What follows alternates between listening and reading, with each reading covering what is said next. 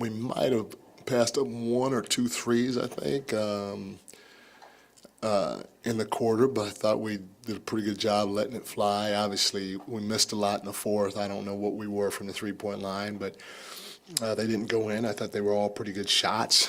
We ended up scoring 15 points that quarter, and that's what hurt us. But again, I thought, we did a pretty good job trying to touch the paint and spray it. I know Trey had a wide open one off of Foxy touching the paint in the right corner or the right side of the floor, and we got to keep letting it go, especially when teams collapse like they do on the dribble drive, like Atlanta did tonight on the dribble drive.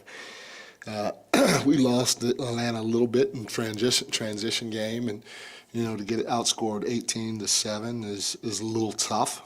But our guys, we have to do a better job as a unit of taking away our opponent's transition. They got a couple of really, really easy ones, mainly because we were running to our man and not, not playing our rules. But a heck of a job by Keon. I mean, we've been on him about, hey, if you're open, let that thing go. And tonight, he let it go. Yeah, he's a good shooter. He shot, 40-something% from the three when he was in the G League. I even think last year he was around 40, and so we know he can shoot the basketball. And it was great to see him step into it and let it fly tonight. At the end of the game, we got what we wanted. We got a stop. We wanted to go so they wouldn't make subs and bring defensive guys in the game. And Atlanta made a good play. Hey, Coach. Was part of the game plan tonight to try to make Trey more of a playmaker rather than him beating you with scoring? And if so, how do you feel like you guys did in executing? Thank you. Yeah, we didn't want him coming in here and getting 30-something and the game be easy for them. We wanted to see if somebody else could beat us, and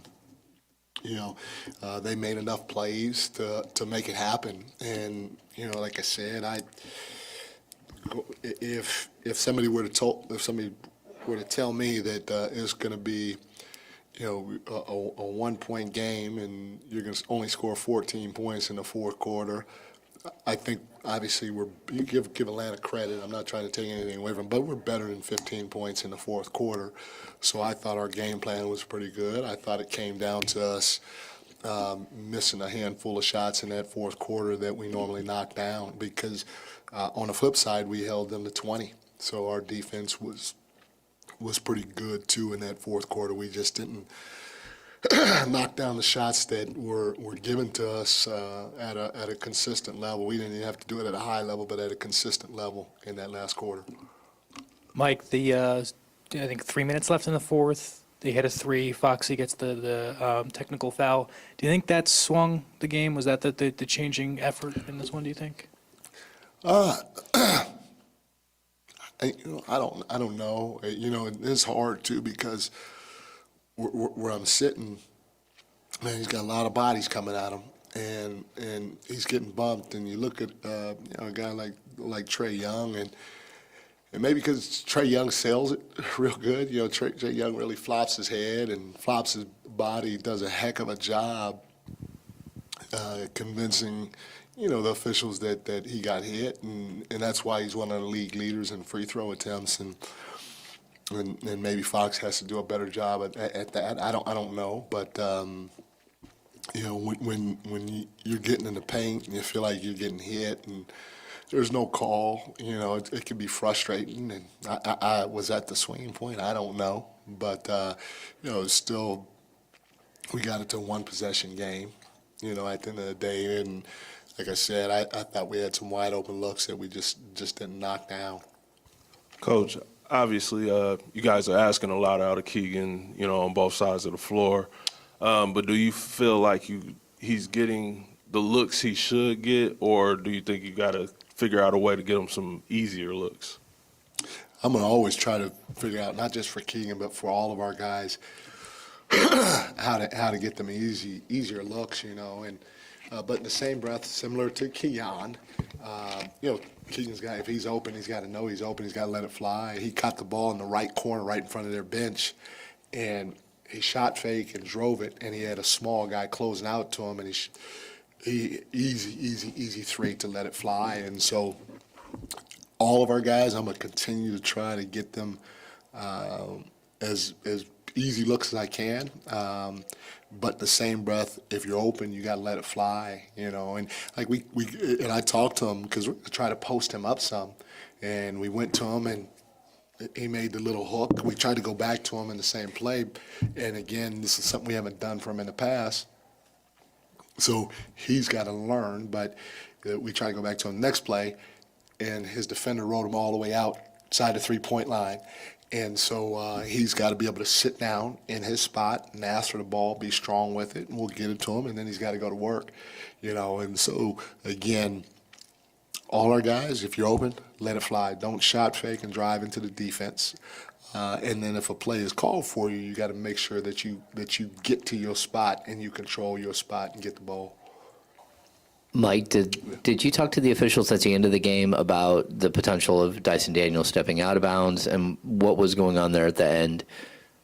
No, I couldn't see it from where I am, but you know, all of you, obviously our video guys saw it, and it looked like there was 0.9 seconds on the clock. It looked like he stepped out of bounds, and so you know, it'd be one of those things in the last 2-minute reports. If he did step out of bounds, you know, obviously the league would say, "Oops, I'm sorry, you guys lost." But he stepped out of bounds, and if he didn't, then you know they were right. But I didn't see it until I watched the video, and like I said, it looked like he was on the line, but I don't know. And there's no way to review. Right? What's that? There's no way to ask for a review.